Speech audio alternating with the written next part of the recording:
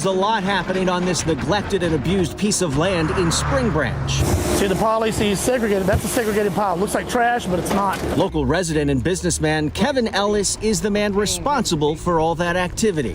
Right here is where, see those bales that are on that truck? Yeah. The bales were stacked 30 foot high here and all the way in. So we've made an impact back here already that nobody can see. He recently bought the property and is using his experience clearing sites to remove the massive mess. We're here to clean up the eyesore that we have to drive by every day. My family goes to the river and the lake here like everybody else.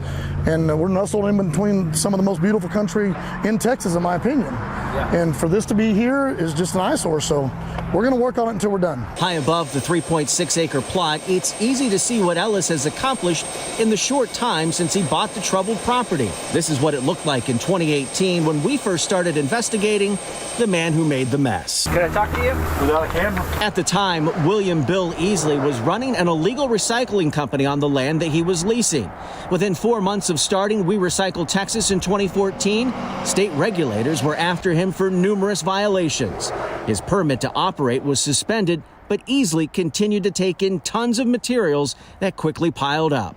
By 2016, investigators from the Texas Commission on Environmental Quality were visiting the site. In 2018, the Texas Attorney General sued Easley and landowner Ed Reifenberry. It's been a nightmare. And he was doing decent, and then he just stopped recycling stuff and just kept taking stuff in. A judge granted the state a permanent injunction and ordered Easley to begin cleaning up the property.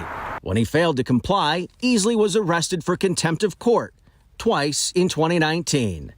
Reifenberry attempted to take over the cleanup, but quickly found himself in way over his head. He eventually agreed to sell the land to Ellis, who has more than 25 years' experience in demolition and commercial site clearing. This is probably one of the worst ones, not the biggest ones we've done, but one of the worst ones, one of the most just absolutely ignored environmentally properties that we've ever done. Ellis agreed to buy the land and take on the responsibility to properly clean it up as ordered by the state. They told me what they expected and what they wouldn't put up with, and they understood after a few conversations that I knew what I was doing, and they let me go to work.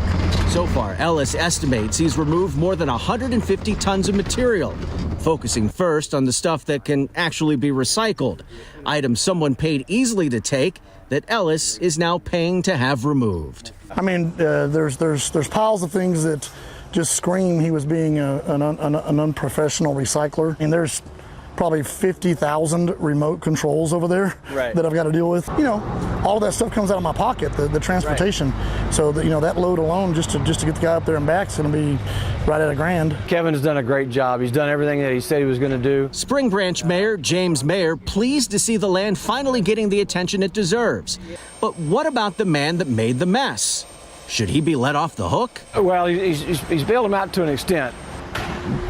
But to my mind, there's still a criminal offense that was committed that I believe he should be pursued for. He deserves to participate financially. I mean, he created the mess.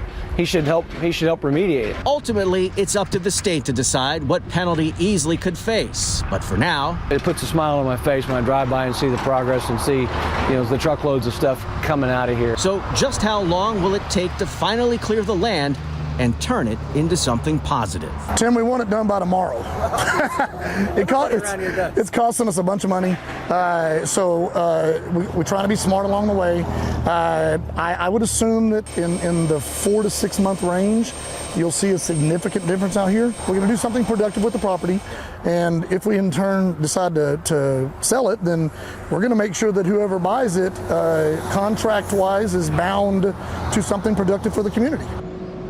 Nice to finally see some progress out there. Once Ellis finishes cleaning all that debris, he'll have to test the soil to see if he needs to remove any of it due to possible contamination. But so far, he says he's only come across a few containers of oil and some older TV sets that could have leaked hazardous chemicals into the ground. So we'll have to wait and see what the state decides as he continues with that cleanup.